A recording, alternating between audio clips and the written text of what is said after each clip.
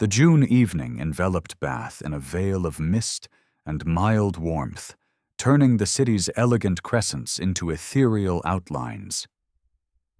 Inside the royal crescent residence of Lord and Lady Fairfax, the midsummer gathering glowed with lantern light and merriment, the air rich with the aroma of spiced cider and fresh strawberries. Lady Sophia Harrington stood near the stone fireplace, her sapphire silk gown gleaming in the soft light, desperately wishing she could blend into the tapestries. "My dear Lady Sophia," came the whiny voice she'd been avoiding all evening. "Surely you can't intend to refuse me another dance? I've been most patient, most attentive." Earl Archibald Grimshaw edged closer, his breath reeking of port and eagerness. At 43, with receding hair slicked over his head and a belly that strained against his vest buttons, he had decided that Sophia, 22, unmarried and daughter of the Earl of Eldridge, would make an excellent fourth wife. "Earl Grimshaw, I'm afraid I've developed the most dreadful headache," Sophia replied, retreating toward the French doors that led to the balcony. "The warmth, you understand?" "Then allow me to accompany you for some air. The night is mild, most invigorating." "That won't be necessary." But Grimshaw's fleshy hand was already reaching for her arm. Sophia made a split-second decision. She snatched her linen shawl from a nearby chair and dashed through the French doors, her heart pounding against her bodice. The balcony led to stone steps descending to the avenue. Behind her she heard Grimshaw's complaints and the puzzled whispers of other guests. Embarrassment flushed her cheeks, but not as much as the idea of enduring another moment in that man's presence. Her silk slippers slid on the dew-slicked pavement as she reached the street. Lanterns cast pools of golden light through the drifting mist. A row of carriages lined the curb, their drivers bundled in light coats, horses shifting uneasily in the dusk. "Lady Sophia, do come back. You'll catch a chill." Grimshaw's voice echoed from the balcony. Panic gripped her. Without thinking, Sophia yanked open the door of the nearest carriage and hurled herself inside, slamming the door shut behind her. She pressed against the plush seat, breathing heavily, her heart racing wildly. The interior was cozy and scented with rose and polished wood. Outside, she could hear Grimshaw's voice drawing nearer. "Excuse me," came a cheerful female voice from the shadows opposite her. "But you're not Jenkins, our footman." Sophia's eyes adjusted to the faint light seeping through the carriage windows. Seated across from her was a young woman about her own age, with auburn curls tucked under a stylish hat, and eyes that twinkled with undisguised amusement. She was alone in the carriage, a book resting on her lap. I do apologize most sincerely," Sophia stammered. "I seem to have entered the wrong carriage. There was a gentleman." "Say no more." The young woman leaned forward, peering through the window. "Goodness, is that Earl Grimshaw? The one who smells of stale tobacco and drones on about his award-winning beats?" Despite her embarrassment, Sophia couldn't suppress a giggle. "The very same." "You poor thing." The woman settled back with a satisfied smile. "Well, you're perfectly safe now. I'm Lady Clarissa Beaumont, and this is my brother's carriage. He's still inside at the tiresome party, enduring talks about legislative matters. We're about to depart for Beaumont House near the circus. You're welcome to stay until Earl Beat gives up his chase." "Lady Clarissa, I couldn't possibly impose." "It's hardly an imposition. Besides, any enemy of Earl Grimshaw is a friend of mine." Clarissa studied her with open curiosity. "I'm Lady Clarissa Beaumont? And you are?" "Lady Sophia Harrington." "Harrington, as in the Earl of Eldridge?" At Sophia's nod, Clarissa's expression brightened. "My brother knows your father. They served together in the House of Lords." "This is marvelous. We're practically connected already." Before Sophia could respond, Clarissa rapped on the carriage ceiling. "Jenkins will wait for his grace, but we have a guest. Lady Sophia will be joining us. We'll drop her at Pulteney Bridge before heading home." "My lady, I really should. Nonsense. You're staying right here until that dreadful Earl stops lurking about. Clarissa settled back with obvious satisfaction. Now, while we wait for my impossibly dull brother to extricate himself from boring conversations, tell me, are you enjoying the season? Besides the Earl-related disasters, obviously. The question was asked with such genuine warmth that Sophia found herself relaxing. The season has been educational, though I confess I'm finding the whole business rather exhausting. The matrimonial market is utterly barbaric, Clarissa agreed sympathetically. All those mothers circling like hawks, gentlemen posturing like peacocks. It's exhausting and degrading for everyone involved. She paused, her expression turning thoughtful. Tell me, what do you do when you're not fleeing from unwanted suitors? What actually interests you? The question caught Sophia off guard. Most people at society events never asked what interested her, only whether she played the piano adequately, and if her dowry was substantial. I enjoy reading, she said slowly. History, particularly architectural history, and I manage some of my father's estate correspondence when he's occupied with parliamentary business. Architectural history. Clarissa's eyes lit up with an almost predatory gleam. How absolutely fascinating. My brother Edmund, the Duke of Beaumont, is obsessed with architecture. He's been restoring our family manor for years. Georgian this, Palladian that, endless discussions about foundations and facades.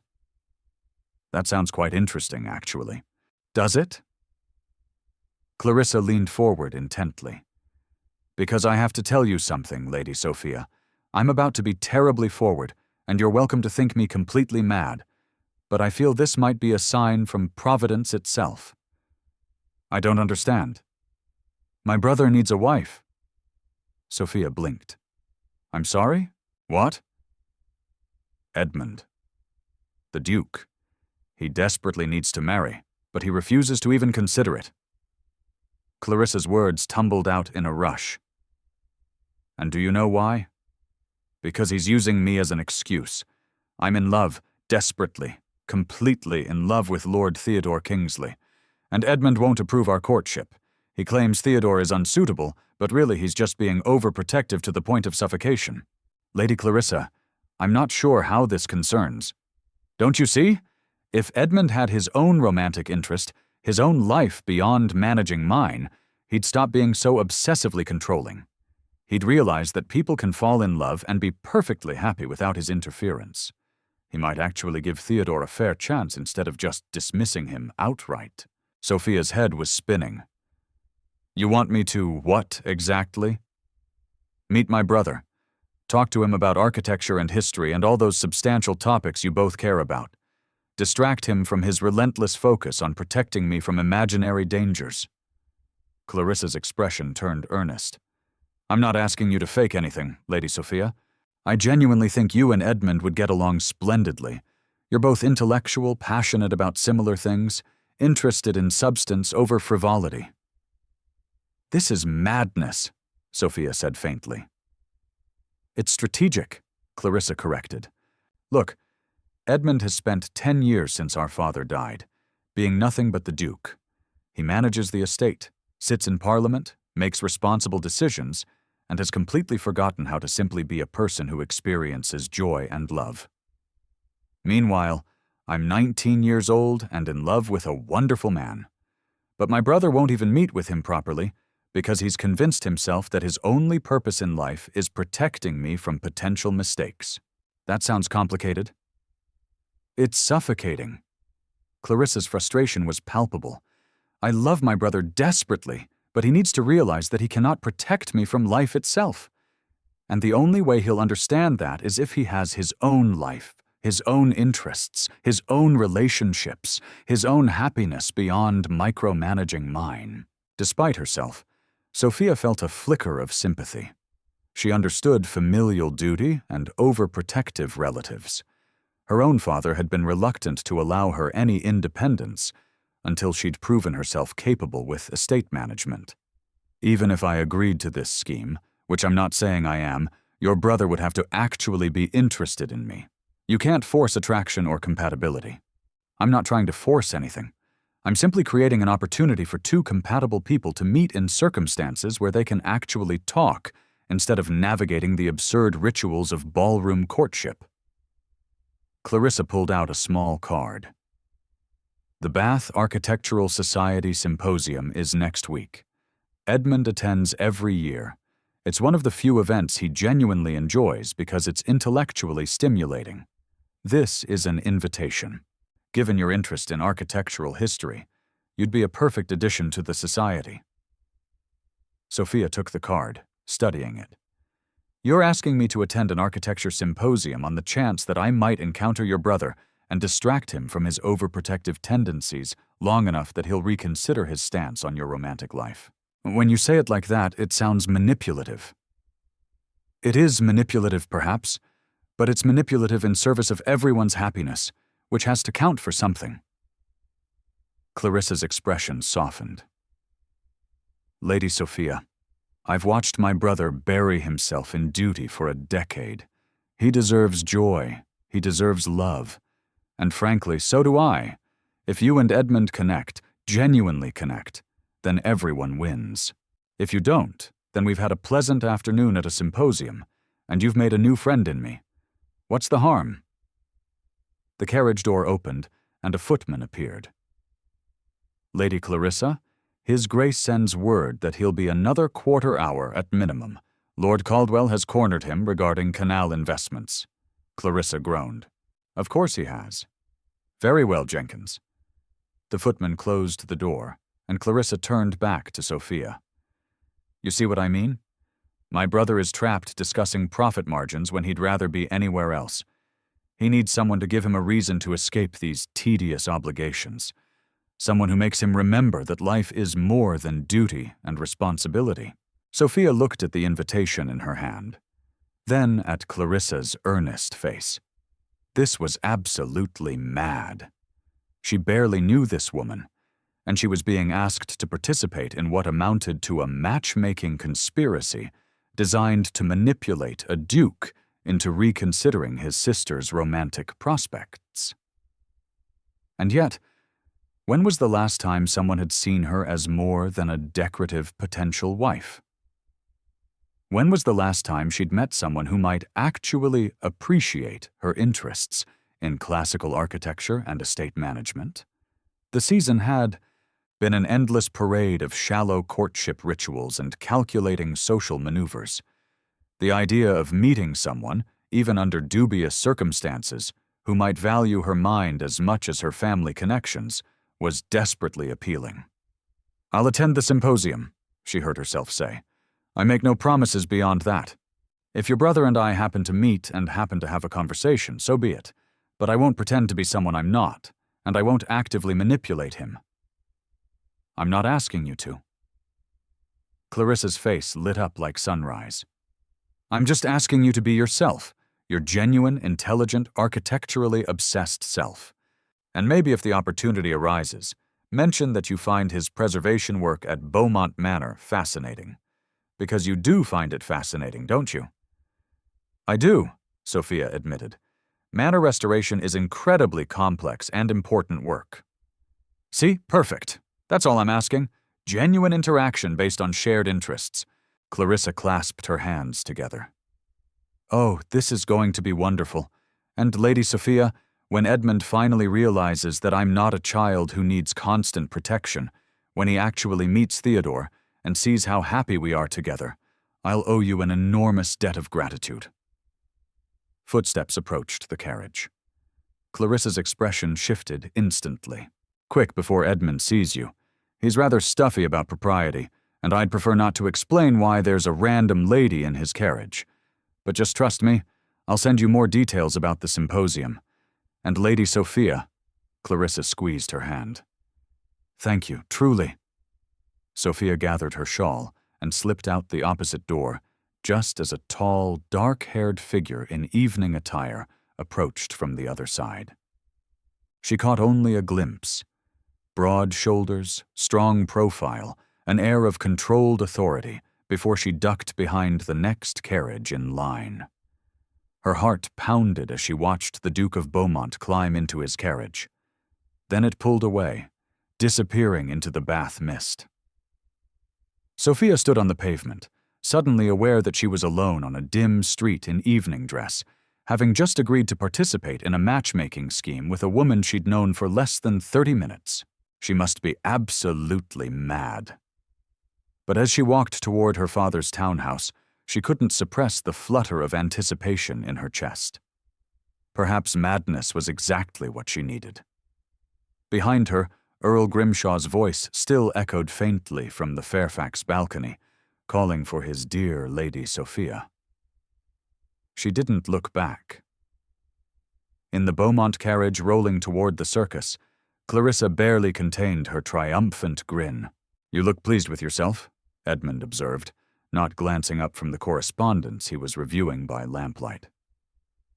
"Did something interesting happen while you were waiting?" "Oh, nothing much," Clarissa said. "Rescued a young lady from an overzealous suitor, had a lovely conversation, made a new friend who shares your obsession with architectural history." Edmund looked up. "That was kind of you. Anyone I know?" "Lady Sophia Harrington. Her father is the Earl of Eldridge. You serve with him in the Lords, don't you?" "Victor Harrington. Yes, excellent man. Good head for policy." Edmund returned to his papers. "I didn't realize he had a daughter of marriageable age." "She's 22. Quite extraordinary, actually. Genuinely interested in Palladian architecture, manages her father's estate correspondence, reads substantive books." Clarissa paused delicately. "I thought I might invite her to tea. She'd be a refreshing change from my usual vapid acquaintances." That's fine." Edmund was barely listening, already absorbed in whatever parliamentary matter occupied his attention. "Perfect." Edmund had no idea what was coming. "Speaking of refreshing changes," Clarissa said carefully, "have you given any more thought to meeting with Theodore? Properly, I mean, not just dismissing him out of hand." Edmund's jaw tightened. "Clarissa, we've discussed this. Lord Kingsley is wholly unsuitable." "You've never even spoken to him." "I've heard quite enough about his gambling debts and dueling reputation. Those debts are greatly exaggerated, and he fought one duel defending a lady's honor. That's hardly evidence of poor character." Clarissa leaned forward. "Edmund, I'm asking you to simply meet him. One dinner, one conversation where you actually listen with an open mind. Is that really so much to ask?" "It's not about asking," Edmund said quietly. "It's about protecting you from making a mistake that could ruin your life. I've seen too many young women marry charming fortune hunters only to find themselves trapped in miserable circumstances. I won't let that happen to you. But I'm not just any young woman. I'm your sister, and you know I'm not a fool.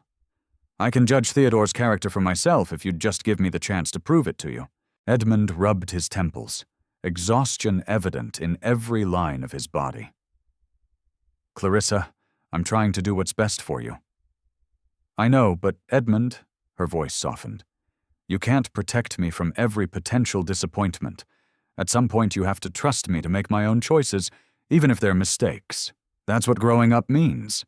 You're 19 years old, nearly 20, and desperately in love with a wonderful man whom you refuse to even consider because you're so busy being my guardian that you've forgotten I'm also a person with my own judgment and desires."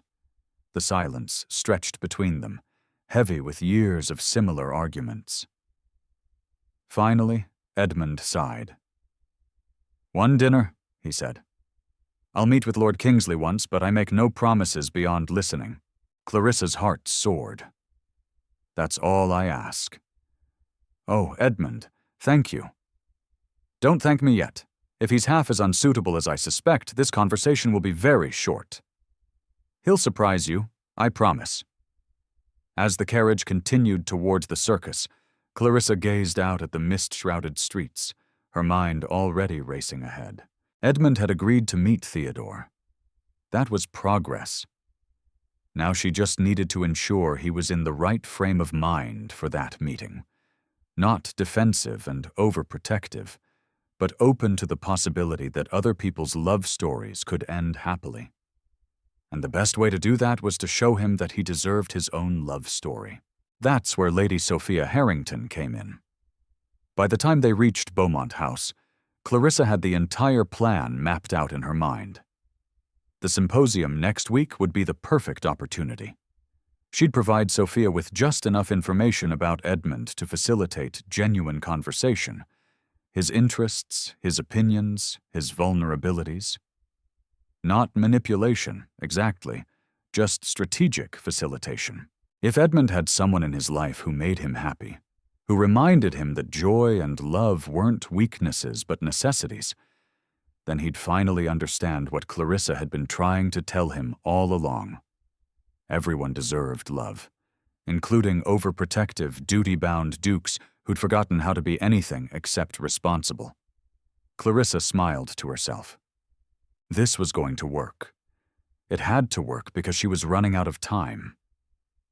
Theodore had been patient for months, but he wouldn't wait forever, and Clarissa wasn't willing to choose between the brother she loved and the man who'd captured her heart.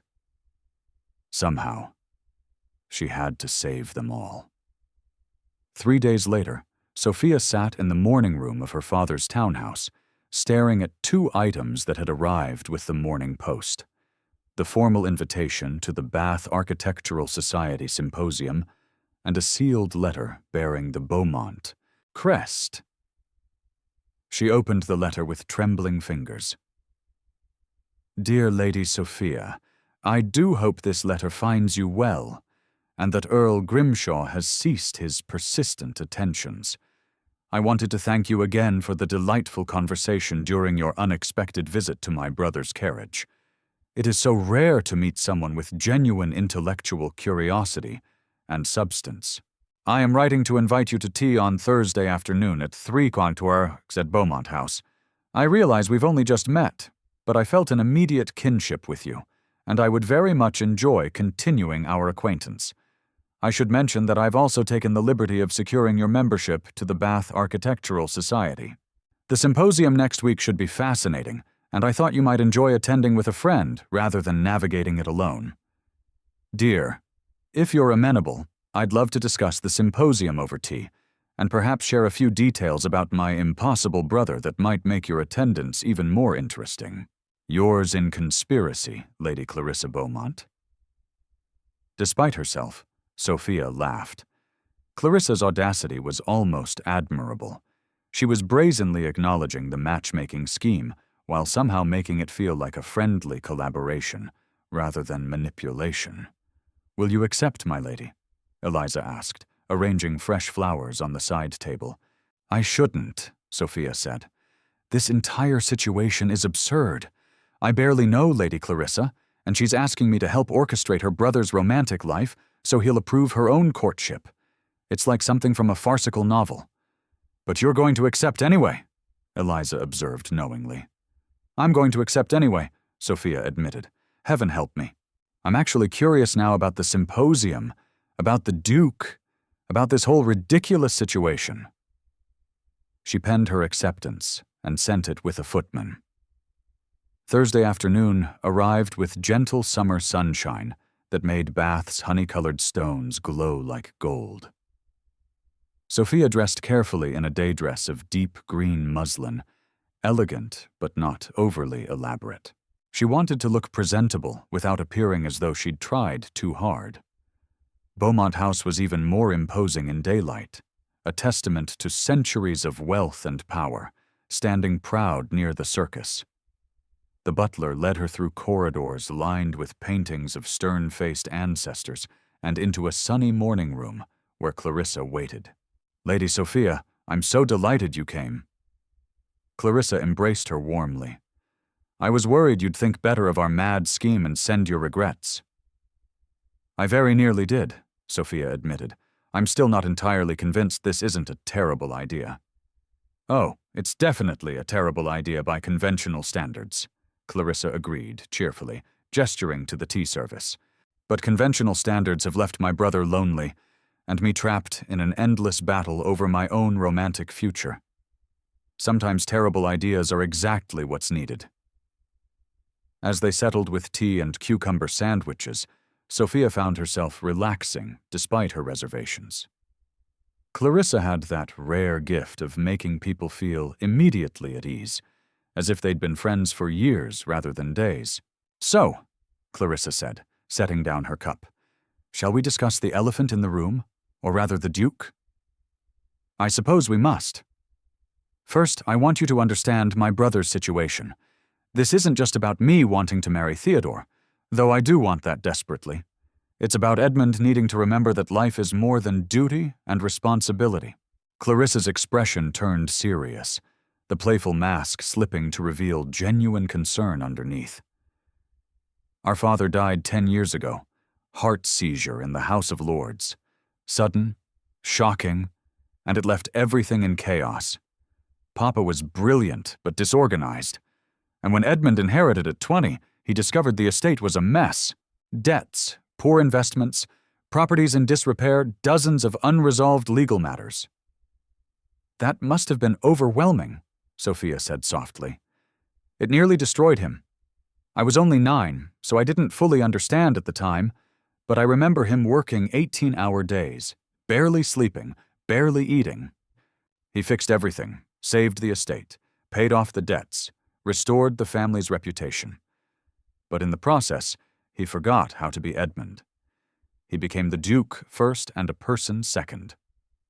And now he's overcompensating by trying to protect you from any potential mistake." "Precisely." Clarissa leaned forward. "He's convinced that if he'd been more prepared, more vigilant, somehow Father's death wouldn't have left such disaster.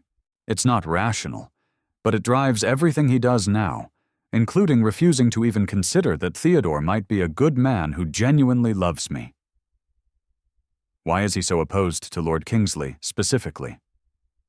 "Theodore is the second son of the Marquis of Sutherland, which should make him perfectly respectable.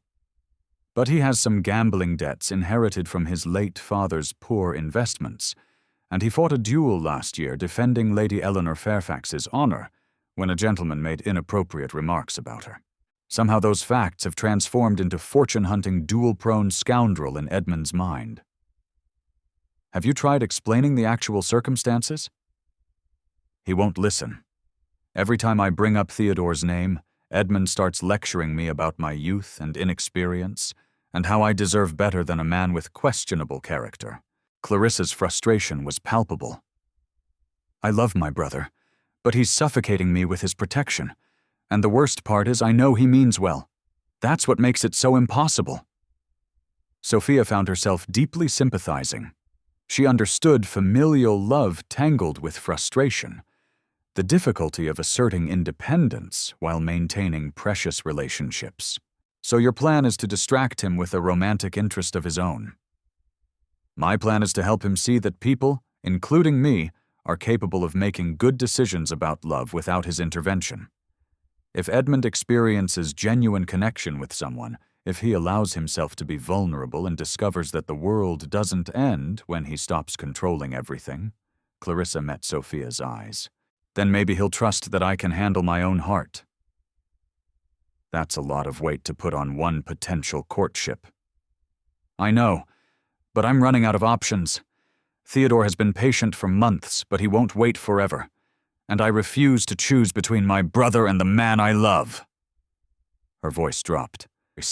"Please, Sophia, I need your help." The vulnerability in Clarissa's voice was genuine. This wasn't a frivolous girl playing at matchmaking. This was someone genuinely desperate to salvage the two most important relationships in her life. "Very well," Sophia said quietly. "I'll attend the symposium. I'll meet your brother if the opportunity arises naturally.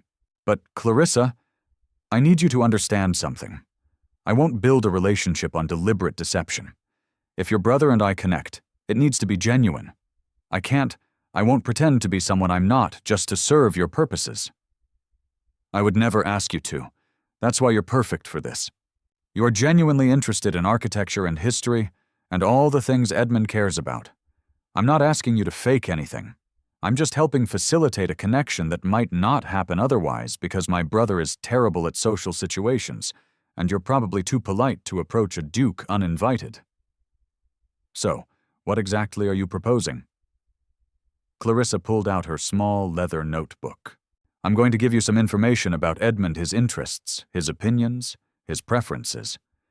Not so you can manipulate him, but so you can avoid common conversational pitfalls and find areas of genuine compatibility. Think of it as reconnaissance for friendship. That sounds dangerously close to manipulation. It's strategic conversation management, Clarissa insisted. Every mama in Bath researches eligible bachelors before positioning their daughters. Every diplomatic dinner involves advanced intelligence about guests' interests and sensitivities. This is just applied social strategy. Sophia took a deep breath. What kind of information are we talking about?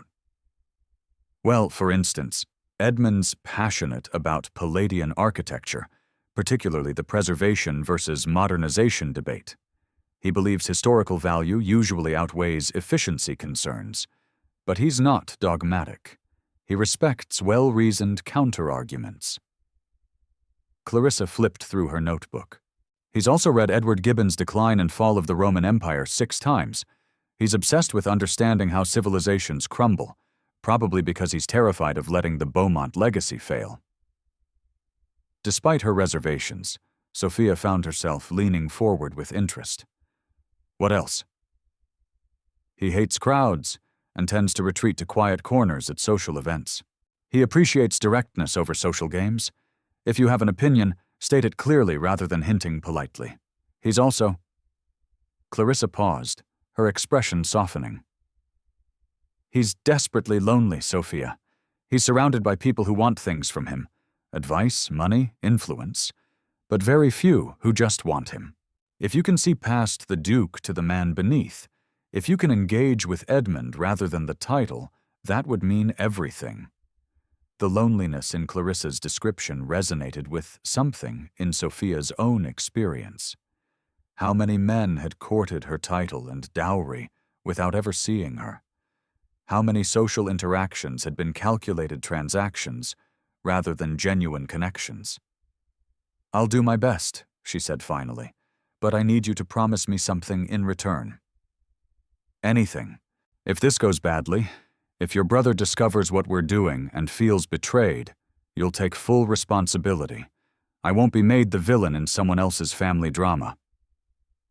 Agreed, though I don't think it will come to that. Clarissa smiled. I have a good feeling about this, Sophia. I think you and Edmund might actually be perfect for each other. Not just for my purposes, but genuinely.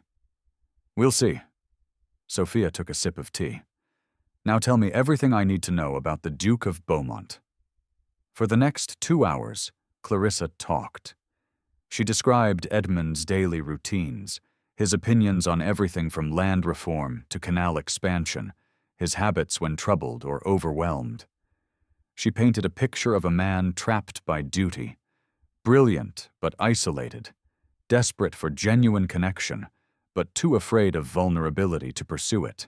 By the time Sophia left Beaumont House that evening, her head was spinning with information, and despite all her reservations about the ethics of the situation, she couldn't deny the flutter of anticipation in her chest. In 4 days, she would attend the symposium. In 4 days, she would meet the Duke of Beaumont, and somehow she would try to be honest while carrying the weight of Clarissa's desperate hopes and carefully curated intelligence. What could possibly go wrong? The Bath Architectural Society Symposium was everything Clarissa had promised. Intellectually stimulating, mercifully free of social posturing, and filled with people who genuinely cared about architectural conservation rather than gossip and status. Sophia arrived early, her nerves fluttering despite her best efforts at composure. She wore a practical day dress of navy blue, her hair arranged simply. No artifice, no excessive elegance, just herself, ready to discuss classical foundations and Palladian architecture with people who actually cared. The main hall of the assembly rooms was filled with displays of architectural drawings, scale models of restoration projects, and clusters of serious-looking gentlemen discussing masonry techniques.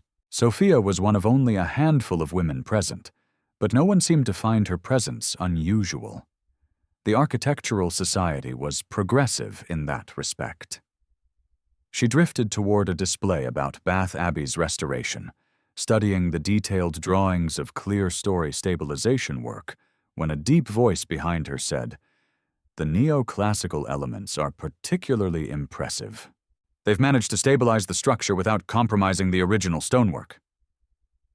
Sophia turned and found herself face to face with the Duke of Beaumont.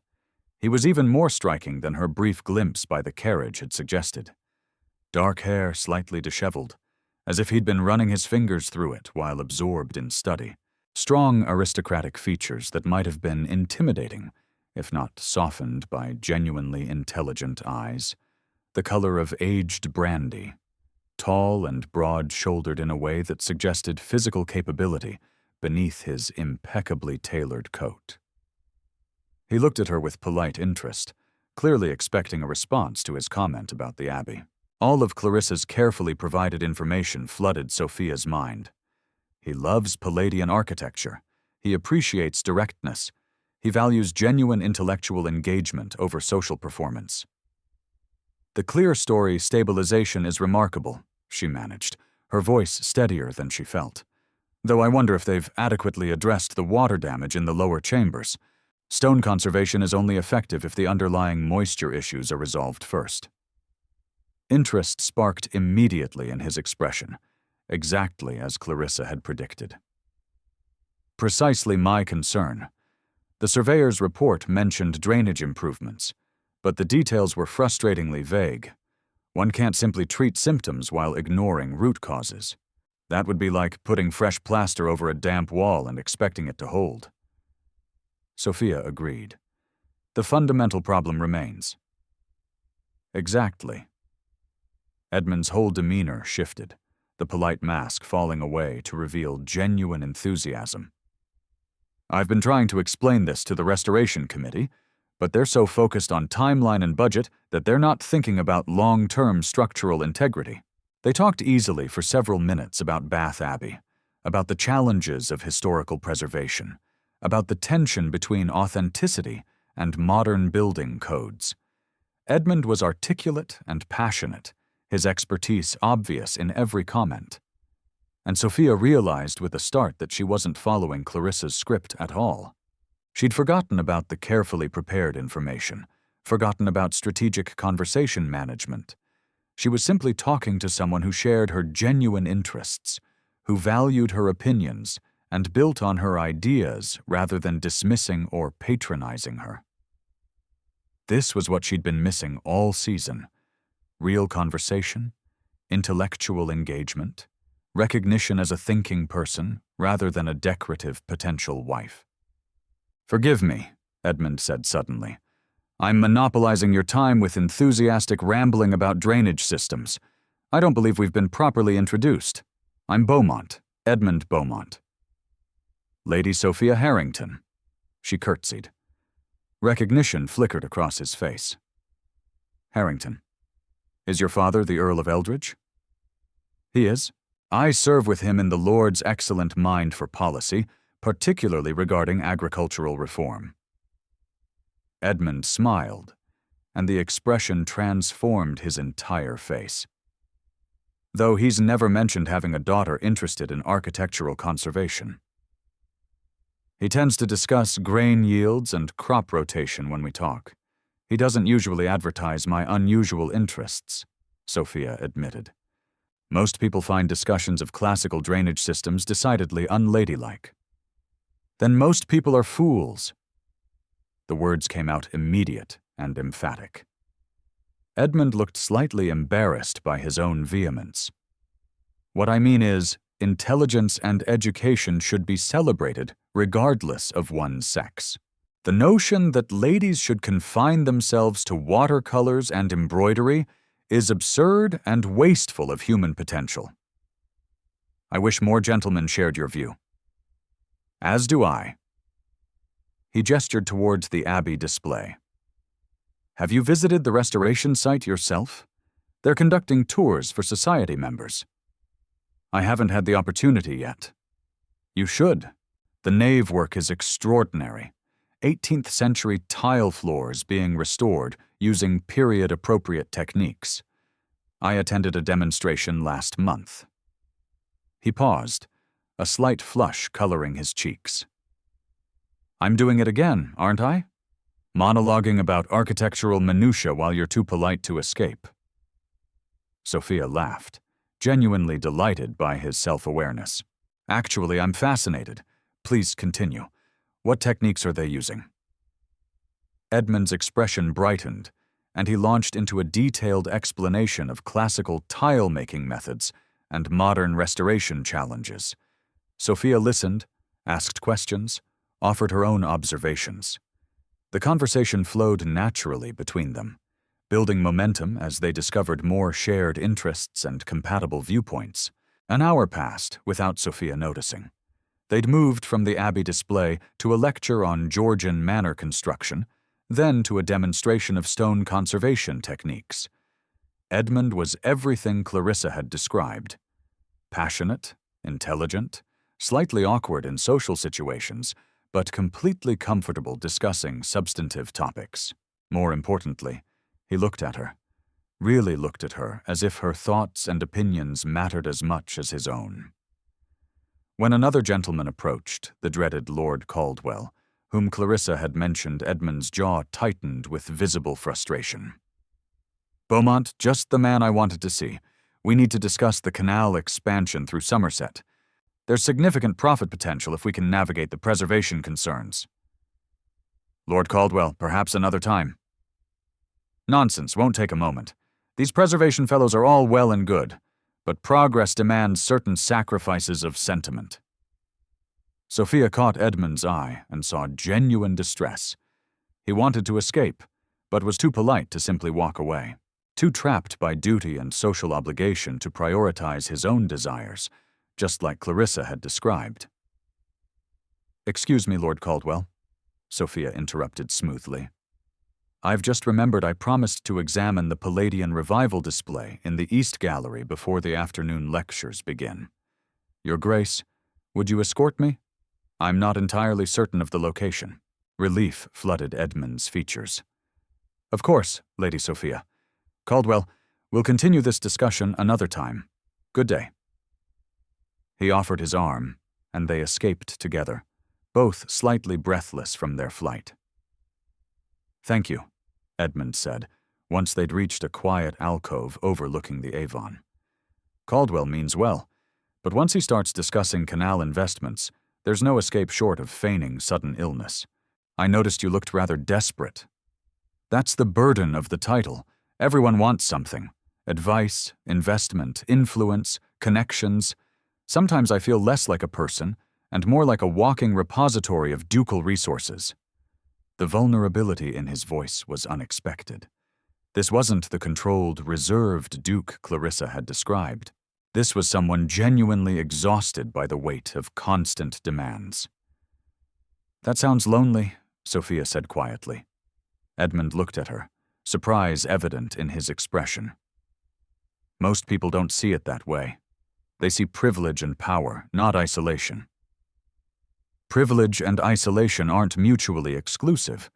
You can have every material advantage and still feel utterly alone. Yes. The single word held volumes of acknowledgement. Exactly that. They stood in the alcove, the noise of the symposium fading to background murmur. Through the windows, the Avon sparkled in the afternoon sun, boats gliding past like time itself made visible. Lady Sophia, Edmund said slowly, may I be honest with you? I would prefer honesty to polite platitudes. This has been the most genuinely enjoyable conversation I've had in months, possibly years. You're not angling for anything, not positioning yourself advantageously, not calculating social benefit. You're just yourself. Do you have any idea how rare that is? Guilt stabbed through Sophia's chest. He thought she was being completely genuine, unaware that she'd come armed with information about his interests, his vulnerabilities, his preferences. Your Grace. Edmund, he interrupted. When we're discussing architecture and drainage systems, I think we can dispense with excessive formality. Call me Edmund. Edmund, then. Her voice wavered slightly. I should tell you something. Would you permit me to call on you? The question tumbled out in a rush, as if he'd been gathering courage. Properly, with your father's permission, I would very much like to continue this conversation. Sophia's heart soared even as guilt intensified. This was working exactly as Clarissa had planned. Edmund was interested, engaged, clearly attracted to the connection they'd formed, and it was built on a foundation of calculated information and orchestrated circumstances. But her enjoyment had been genuine. Her interest in him was real. The connection she felt, that was authentic, wasn't it? I would like that very much, she heard herself say. Excellent. Edmund's smile was transformative, pure joy breaking through aristocratic reserve. I'll call on Tuesday if that's agreeable. Tuesday would be perfect. That evening, Clarissa appeared at Sophia's townhouse, barely containing her excitement. Tell me everything. Did you meet him? Did you speak? What did he say? Sophia led her into the drawing room, checking to ensure they had privacy. Your plan worked. We spoke for over an hour. He's calling on Tuesday. I knew it. Clarissa grabbed her hands, spinning her around like they were children. I knew you two would be perfect together. What did you talk about? Architecture mostly. Bath Abbey stone conservation. His restoration work at Beaumont Manor. Sophia pulled her hands free, pacing toward the fireplace. Clarissa, I feel terrible. Why? You were wonderful. Edmund was clearly enchanted because I went there armed with information you'd given me.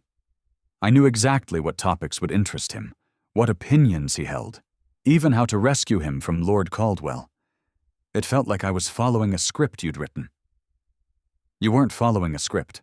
You were having a genuine conversation with helpful context. That's not manipulation. That's just being prepared. It's manipulation disguised as preparation. It's strategic. Clarissa sat on the sofa, her expression turning serious. Sophia, listen to me. Did you fake your interest in architecture? No. Did you pretend to have opinions you don't actually hold? Of course not. Did you lie about who you are or what you value? No. Then what exactly did you do that was dishonest? Clarissa met her eyes steadily. You had an intellectually stimulating conversation with a compatible person. The fact that I gave you some advanced information simply meant you avoided wasting time on unsuccessful topics. Would you prefer to have stood there awkwardly trying random subjects until something worked, or worse, not speaking to him at all because you were too intimidated by his title? When you put it that way, it sounds completely reasonable, doesn't it? Clarissa smiled. Look, I gave you a map of the territory, but you still had to navigate it yourself. And from what you've told me, you did that brilliantly. Edmund is notoriously difficult to truly engage. If he's calling on you Tuesday, that means something genuine happened between you. That's real, Sophia. That's not artifice. Sophia wanted to believe her. Desperately wanted to believe that the connection she'd felt with Edmund was legitimate, despite its orchestrated origins. What's the next step? She asked. Now we deepen the connection. Make Edmund realize he can't imagine his life without you in it. Clarissa's eyes sparkled, which means providing you with more helpful context, not manipulation, just information that will help you understand him better. Clarissa, his favorite book is Gibbon's Decline and Fall. He's read it 6 times, completely obsessed with understanding societal collapse. He takes his tea with 1 sugar, no milk. His political opinions lean progressive on social issues, but conservative on fiscal policy. He works in the library until 2 in the morning when he's troubled by estate problems. Stop. Sophia held up her hand. I can't do this. I can't build a relationship on calculated information gathering. It's not right. It's not calculated, it's considerate. You're learning about him. I'm studying him like a subject for examination, and when he inevitably discovers what we're doing, because these things always come out, he'll feel betrayed and manipulated. Everything genuine between us will be tainted by the deception of how it began. Clarissa's expression turned pleading. Just a little more help. Just enough to get through the initial courtship phase. Once you're established, once he's committed, then you can be completely honest. That's backwards. Honesty should come first, not after emotional investment. Sophia crossed to the window, looking out at the darkening square. I like your brother, Clarissa. I genuinely like him. The conversation we had today was the most intellectually fulfilling exchange I've had in years. But I won't continue building something real on a foundation of strategic manipulation. So what are you saying? I'm saying that when Edmund calls on Tuesday, I'm going to tell him the truth about how we met, about your scheme, about the information you provided. I'll let him decide whether he wants to continue the acquaintance knowing its origins. He'll be furious. He'll think the worst of both of us. Perhaps, but that's better than building something on lies and having it collapse later when the truth inevitably surfaces. Sophia turned from the window. I'm sorry, Clarissa. I know you meant well. I know you're desperate to help your brother and secure your own happiness, but I can't be party to this kind of deception. Clarissa stood, her expression cycling through emotions: anger, fear, desperation, resignation. Finally, she nodded slowly. You're right. I know you're right. She moved toward the door, then paused. Sophia, whatever happens, I really do think you and Edmund could be wonderful together. I wasn't wrong about that. I just went about it entirely the wrong way. I know, and I appreciate what you were trying to do, even if the method was flawed. After Clarissa left, Sophia stood in the drawing room, her heart heavy with the decision she'd made. On Tuesday, she would tell Edmund everything, and likely watch whatever connection they'd begun to form crumble under the weight of revelation. But at least her conscience would be clear. At least she'd have chosen honesty over convenience, even if it cost her the most interesting man she'd ever met. Tuesday afternoon arrived with overcast skies threatening rain. Sophia dressed carefully in a gown of deep plum, elegant but sober, appropriate for the conversation she was about to have. Eliza arranged her hair simply, sensing her mistress's tension but wisely remaining silent. He'll understand, Eliza said finally.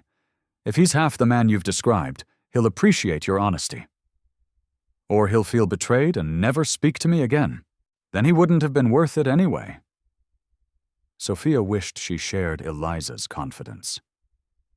The Duke of Beaumont arrived precisely at 3 caution, as punctual as one would expect from a man who valued order and responsibility.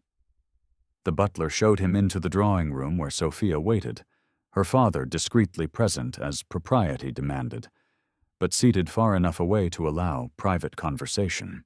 Edmund looked nervous. It was endearing, this powerful, composed duke who commanded respect from Parliament and society, visibly anxious about a simple afternoon call. Lady Sophia, he bowed, thank you for receiving me. Your Grace, please sit. She gestured to the chair across from her. They managed perhaps 5 minutes of stilted pleasantries about the weather and the symposium before Sophia couldn't bear it anymore. Edmund, I need to tell you something. Before we continue this, whatever this is becoming, you need to know the truth about how we met. His expression shifted immediately to wariness. I thought we met at the symposium.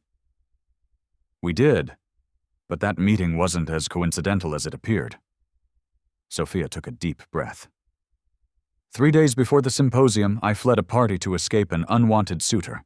I panicked and jumped into the wrong carriage, which happened to belong to your sister. Clarissa was inside alone, waiting for you. Edmund's face had gone very still. We talked while she waited.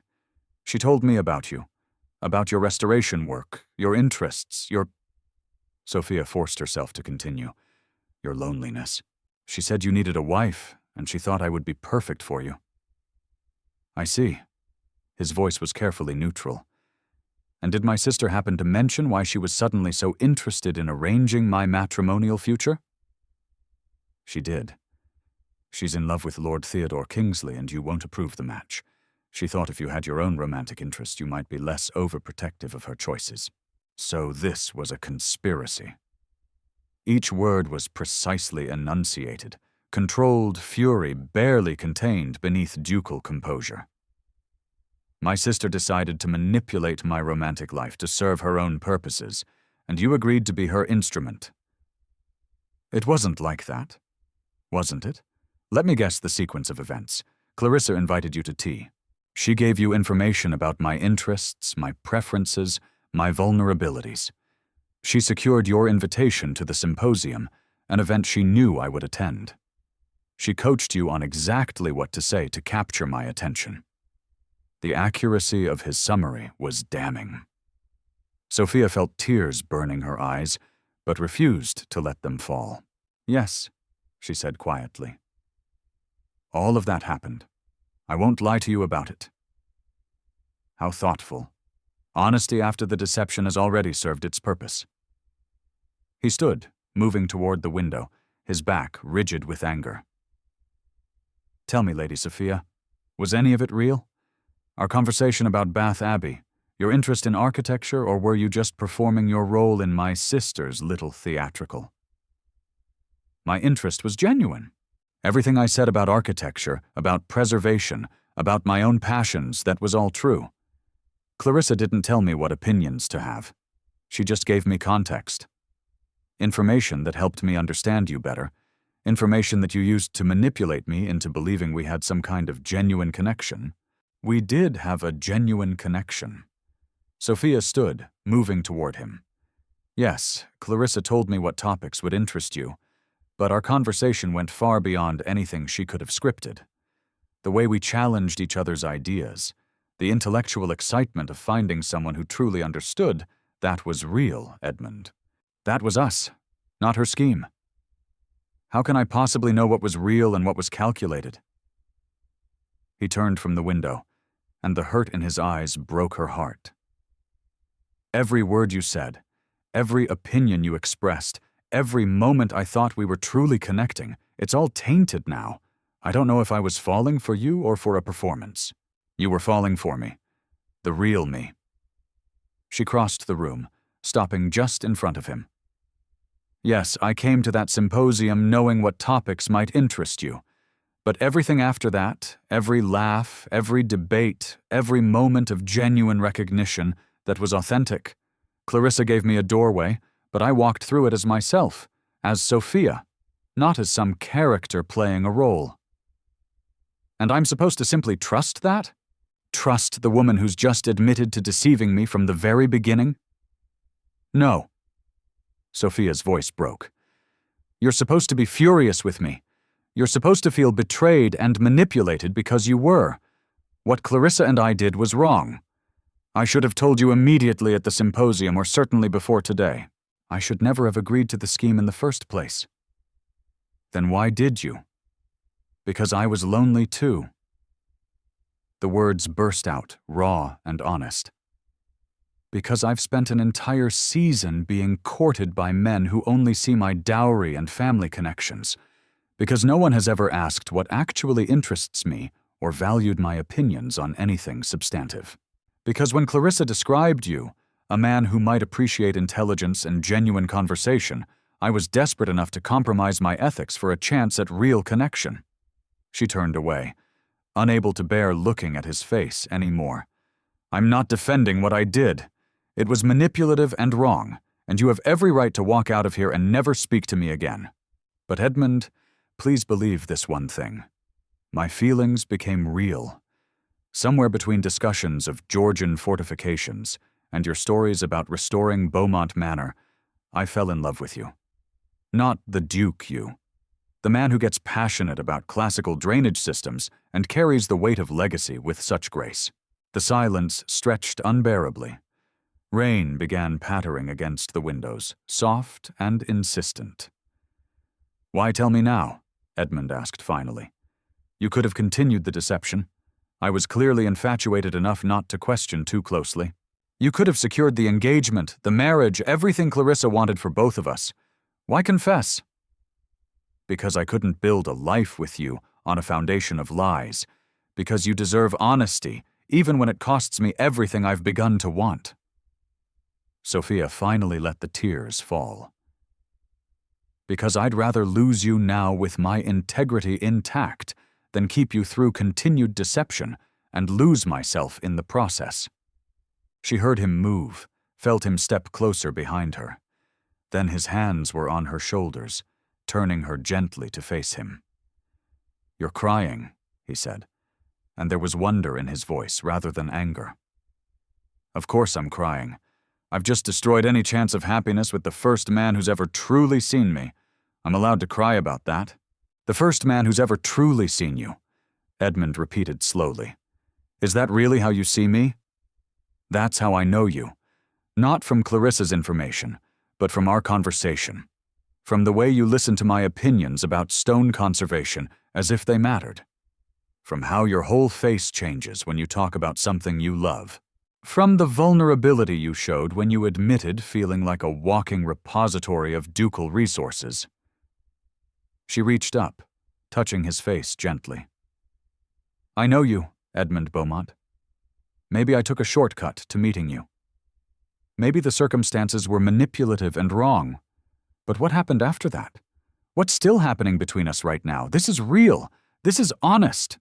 This is me, completely without artifice telling you that I love you, and I'm desperately sorry for how badly I've handled everything." Edmund caught her hand, holding it against his cheek. His eyes searched hers, looking for truth, for authenticity, for some assurance that he wasn't being played for a fool. "I'm terrified," he admitted. "Terrified to trust this. Terrified that I'm just seeing what I want to see because I'm so bloody lonely that I'd rather believe a beautiful lie than face another decade of isolation." "Then don't trust me yet. Let me prove it to you." Sophia's voice strengthened with determination. "Give me a chance to show you who I really am. No scripts, no information from Clarissa, no strategic conversation management. Just me, honestly and completely, for as long as it takes for you to believe that what we have is genuine." "And what about my sister's scheme? Her plans for Theodore?" "I don't know. That's between you and Clarissa. I can't solve your family dynamics. I can only be honest about my own role in them." Edmund was quiet for a long moment, his thumb tracing circles on the back of her hand. Finally, he spoke. "My father used to say that the measure of a person isn't in avoiding mistakes, but in how they handle them once made. That integrity isn't perfection. It's honesty when honesty is most difficult. Your father sounds like he was wise. He was disorganized and impractical, but wise about what mattered."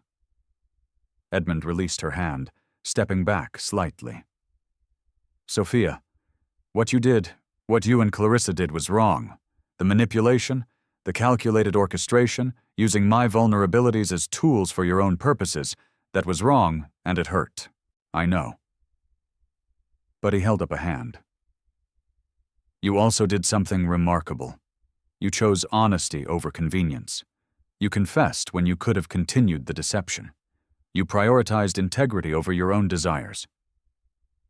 That he paused, something like wonder crossing his face. "That's exactly the kind of character I've been searching for. Someone who values truth more than advantage." Hope flickered in Sophia's chest. "What are you saying?" "I'm saying I'm still furious with both of you. I'm saying I feel manipulated and betrayed, and it will take time to fully trust again. But I'm also saying—" He reached for her hand again. "I think my initial instinct was right. I think we might genuinely be suited for each other. Not because Clarissa orchestrated it, but because underneath all her meddling, there's real compatibility, real connection. So, you're willing to try? To start over? Honestly this time? I'm willing to try slowly, carefully, with absolute honesty from this point forward. His expression turned stern. But Sophia, if there are any other secrets, any other deceptions, no matter how small, now is the time to reveal them. I need complete transparency moving forward. No more secrets, I promise. And I need to have a very serious conversation with my sister. She meant well. She really did. She just went about it entirely the wrong way.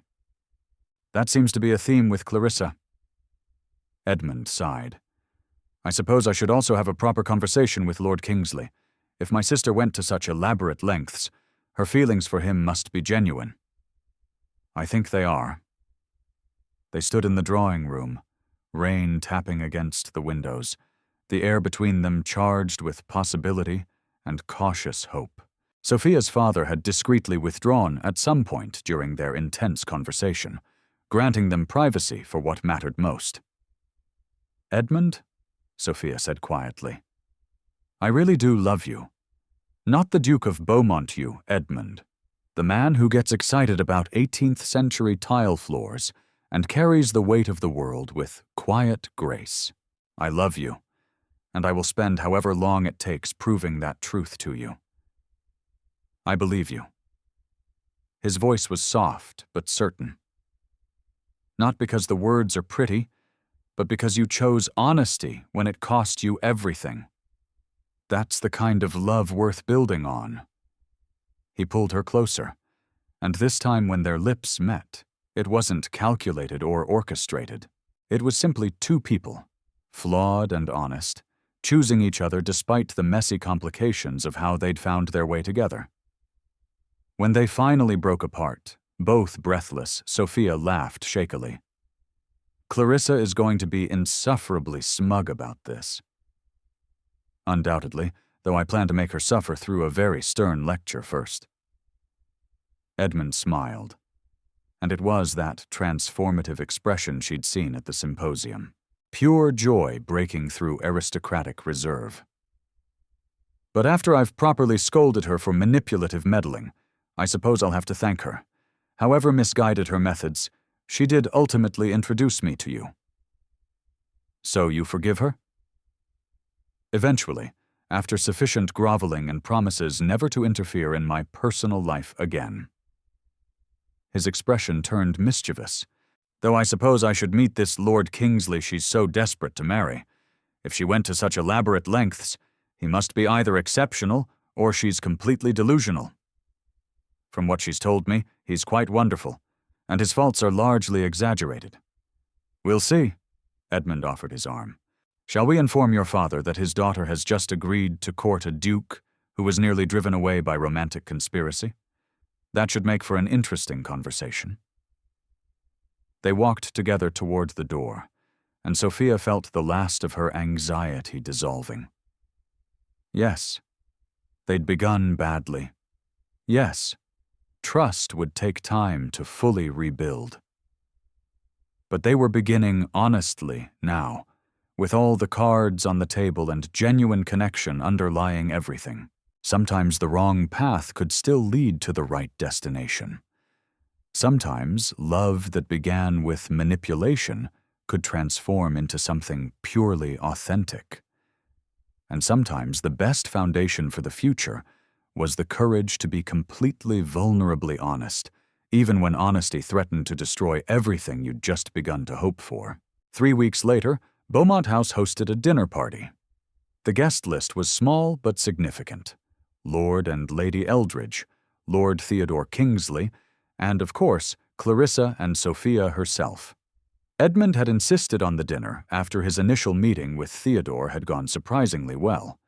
The young man was intelligent, articulate, genuinely devoted to Clarissa, and far more responsible than gossip suggested. His debts were manageable, his duel genuinely honorable, and his love for Clarissa absolutely evident. Edmund had found himself liking the man despite his best efforts to find fault. Now, as they gathered around the table, Clarissa could barely contain her excitement. She kept glancing between Edmund and Theodore, between Sophia and her brother, as if she still couldn't quite believe her scheme had somehow worked despite its spectacular near disaster. "Lady Clarissa," the Earl of Eldridge said with dry humor, "I understand you played matchmaker for my daughter and your brother. Rather bold of you." Clarissa had the grace to look embarrassed. "I may have facilitated their introduction, though events took a rather complicated turn when Sophia decided honesty was more important than my careful planning." "As it should be," Edmund said firmly, "though I'll admit the outcome has been." He looked at Sophia, his expression softening. "Unexpectedly wonderful."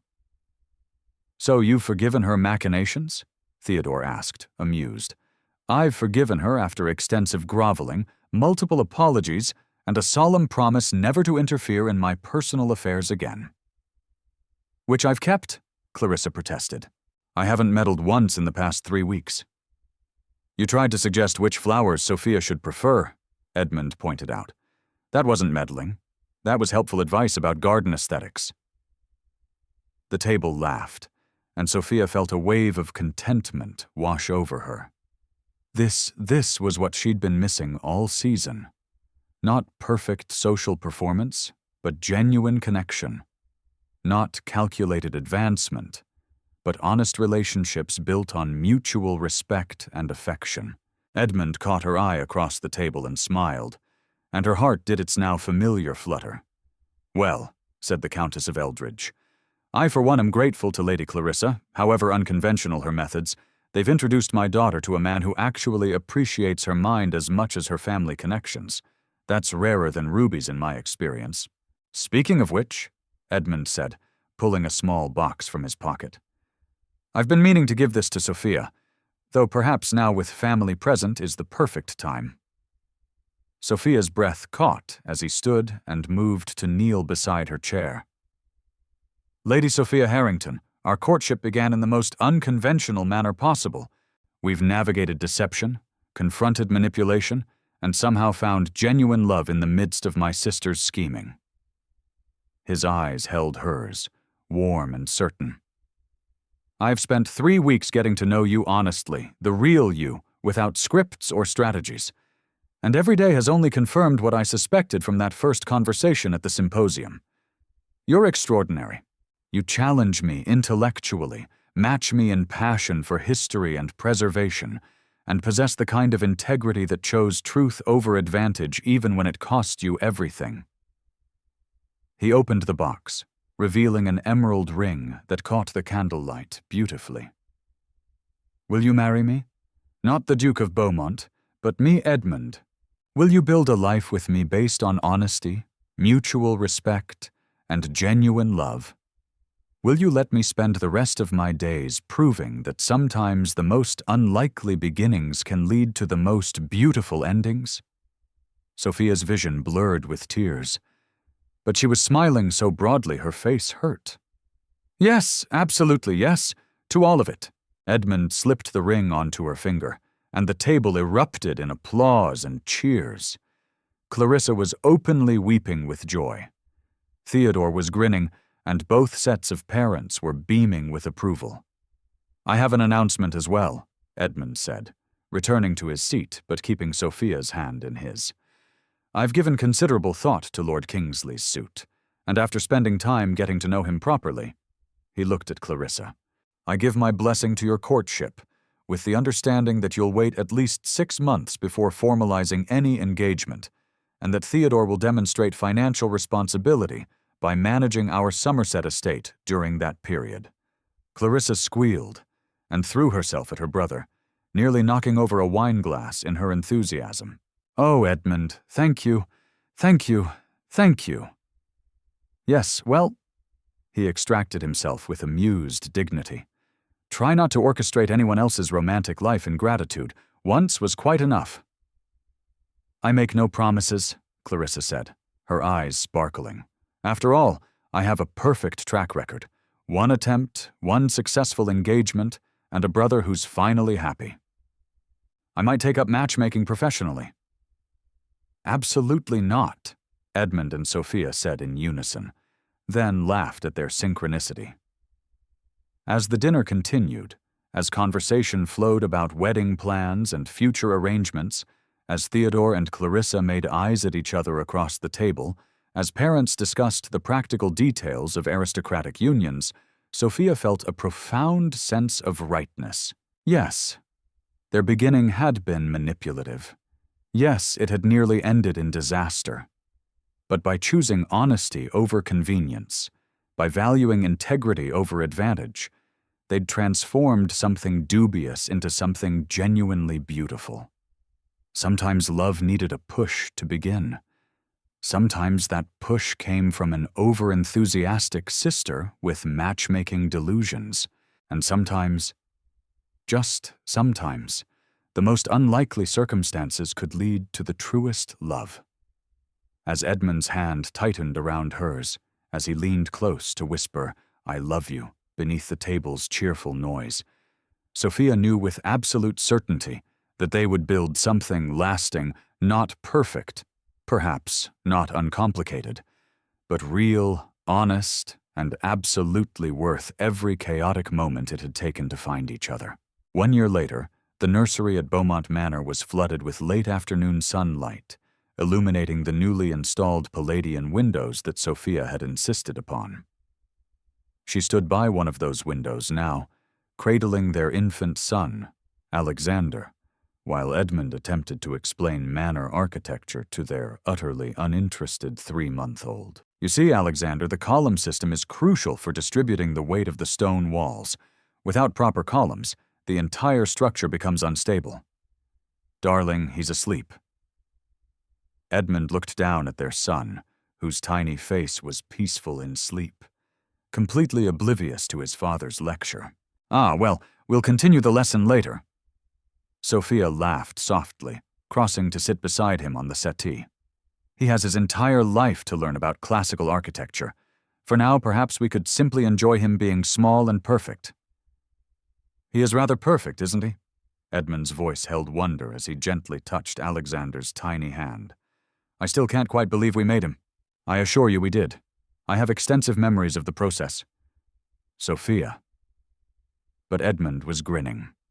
A knock at the door interrupted them, and Clarissa swept in, followed by a heavily pregnant woman who could only be Lady Theodore Kingsley, formerly Lady Clarissa Beaumont, married these past 6 months, and radiantly happy, despite being constantly uncomfortable. "Don't get up," Clarissa said, settling carefully into a chair. "I'm massive and ungainly, but I'm determined to visit my nephew." "Hello, darling Alexander. Your Aunt Clarissa has arrived to spoil you outrageously." "He's asleep," Edmund said. "Perhaps save the spoiling for later. Sleeping babies are the best kind.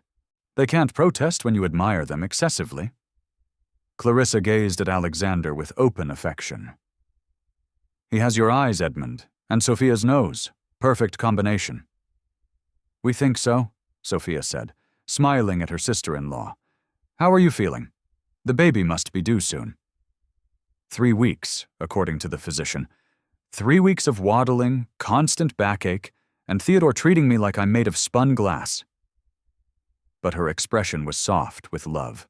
"He's been wonderful, actually, utterly devoted, and only slightly panicked about impending fatherhood." "Where is Theodore?" Edmund asked. "Discussing estate management with your steward. He's determined to prove he can handle the Somerset properties flawlessly before the baby arrives." "He's done excellent work," Edmund admitted. "Far better than I expected, if I'm honest.